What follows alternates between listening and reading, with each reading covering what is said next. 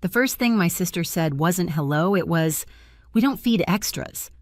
Then she slid a plain water glass toward my son while her girls waited for lobster platters. My mother didn't blink, just added, "You should know your place." In that moment, every sound in the restaurant faded. The laughter, the music, the clinking forks, until all I could hear was my son swallowing hard beside me. I didn't fight. I didn't cry. I just smiled and said one word, "Noted." Before I tell you what happened when the chef arrived, tell me where are you watching from, and when you hear what came next, tell me what would you have done.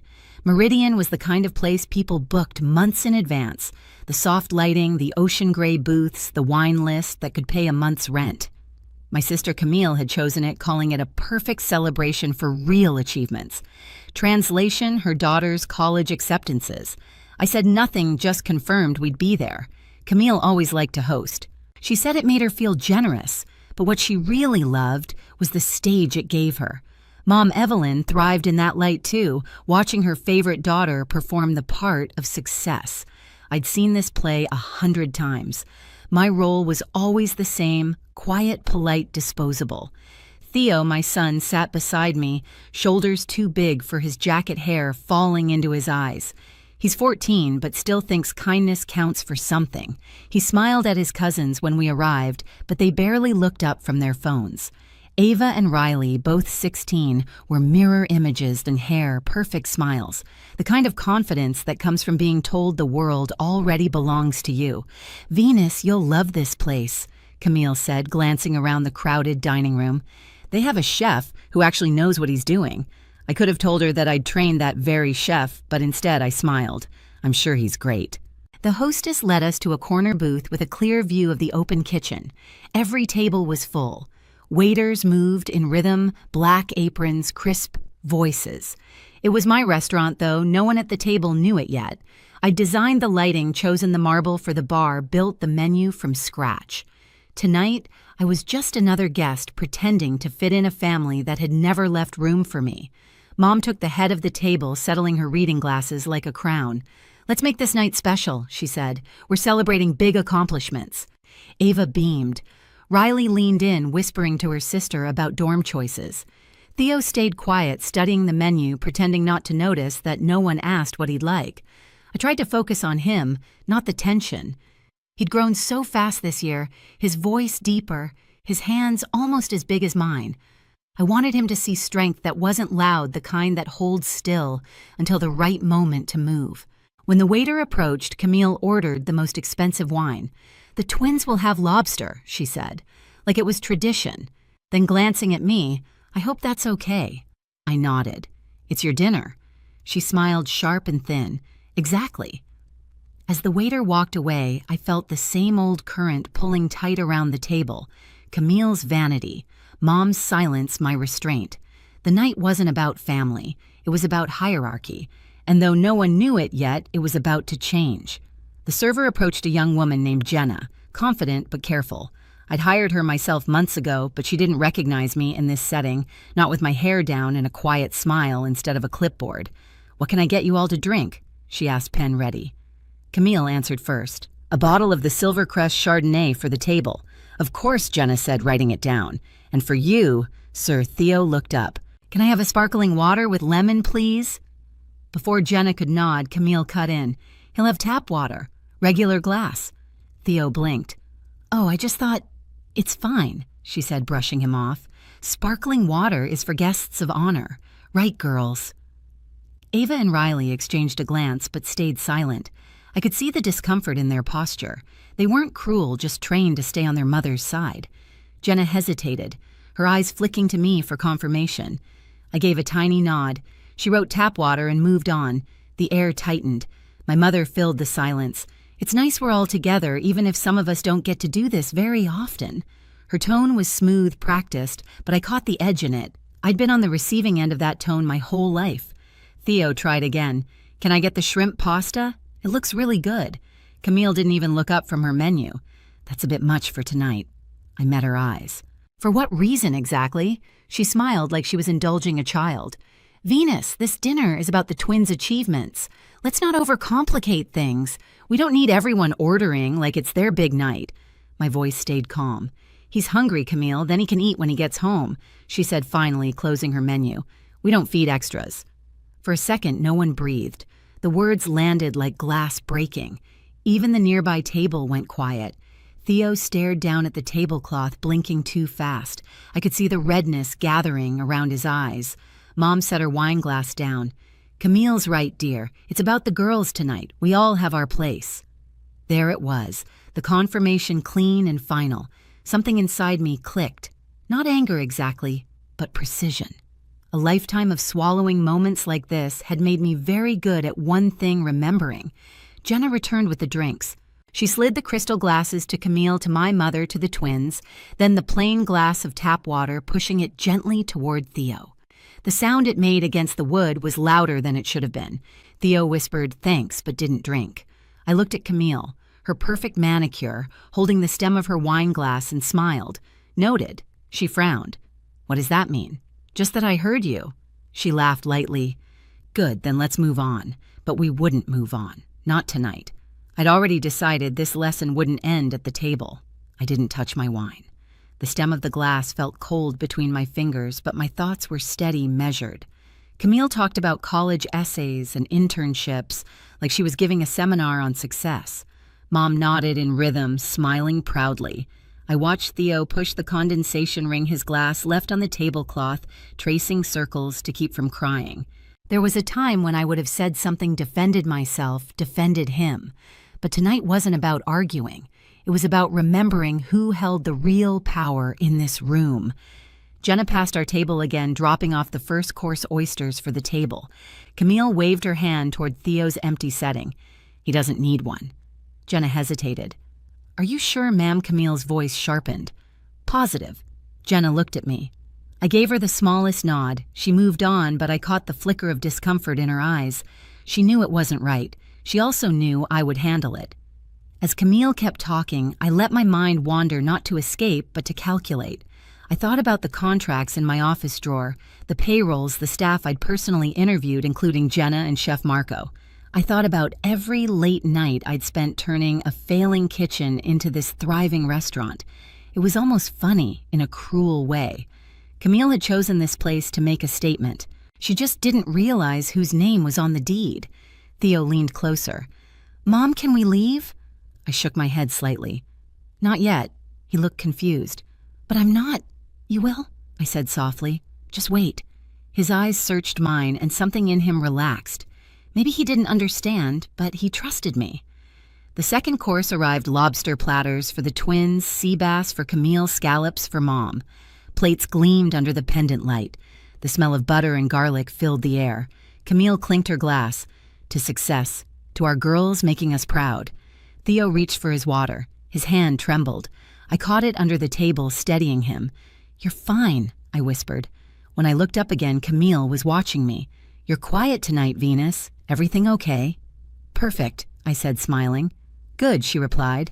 "It's just sometimes I worry you take things too personally." "Not this time." She frowned, not sure what to do with my tone. Mom changed the subject, talking about summer homes and travel plans. I let the conversation wash over me.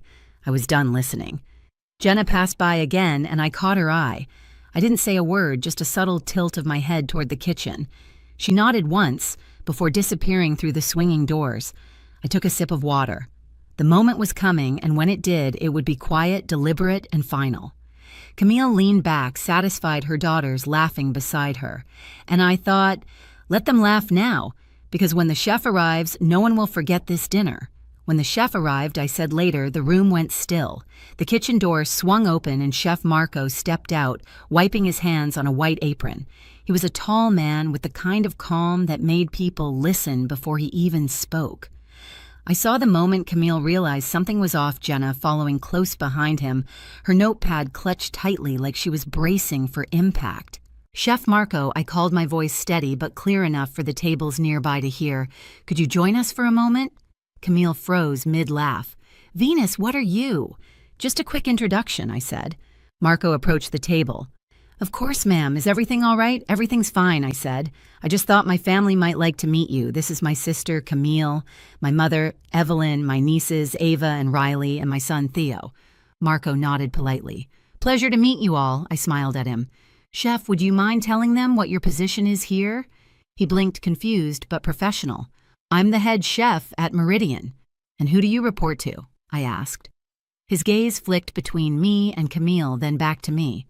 You, Ms. Hale. The table went silent. Even the twins stopped whispering.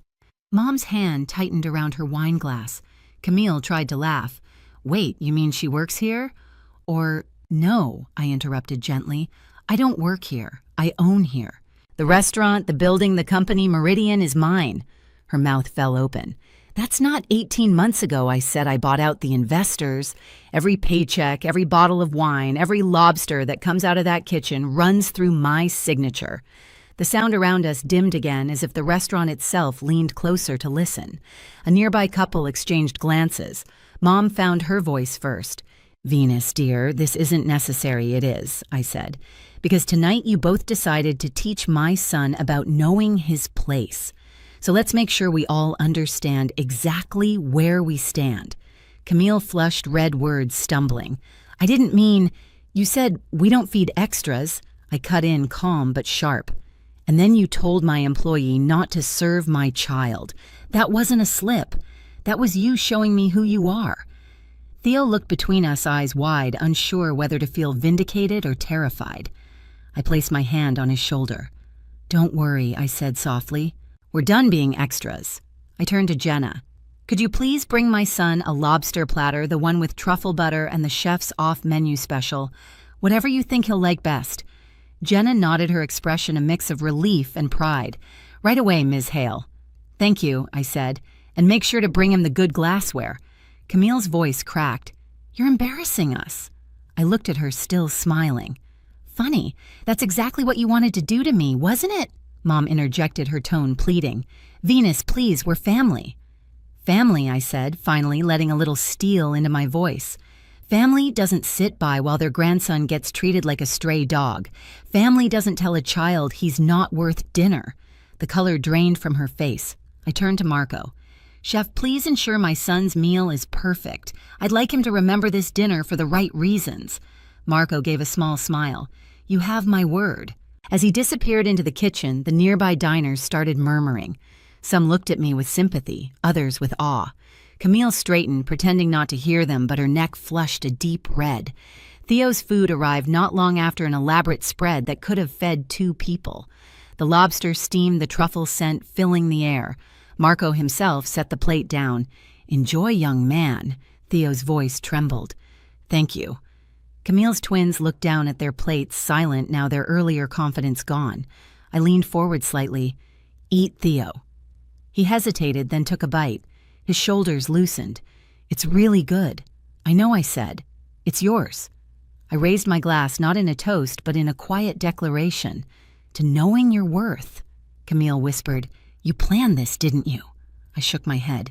No, you did. You chose the restaurant. You chose the table. You chose the stage. All I did was turn on the lights. Mom put her head in her hands. Please stop, Venus. I will, I said. After one more thing, I gestured toward Jenna. Please bring the bill to my sister.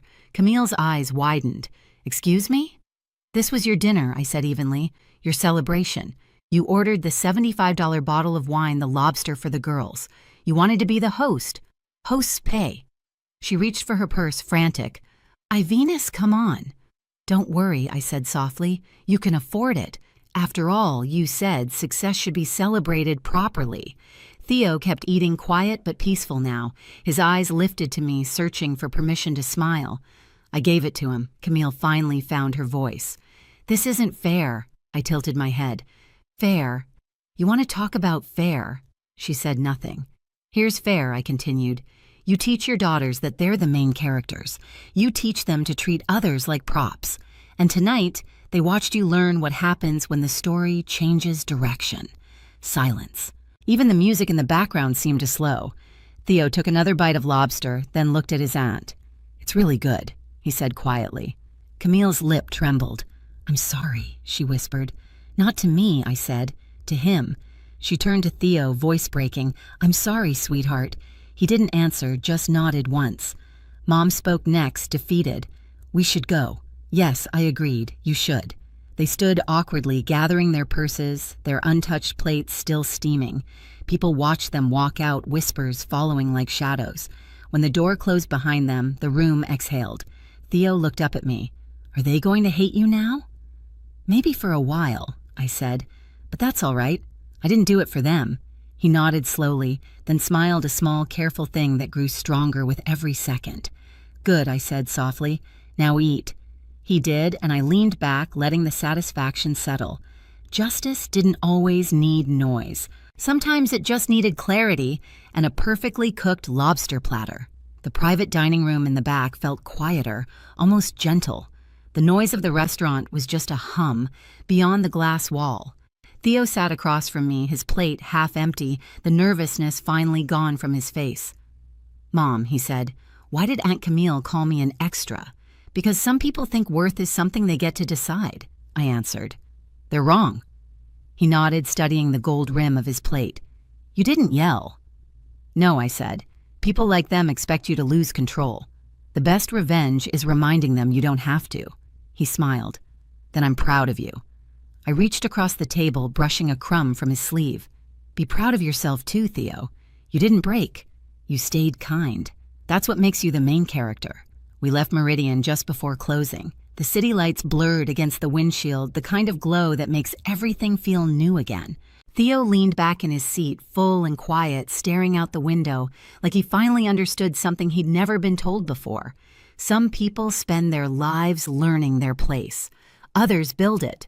I built mine one insult, one long night, one plate at a time, until no one could slide water across my table again. If you've ever been made to feel small, tell me where you're watching from. You're not alone.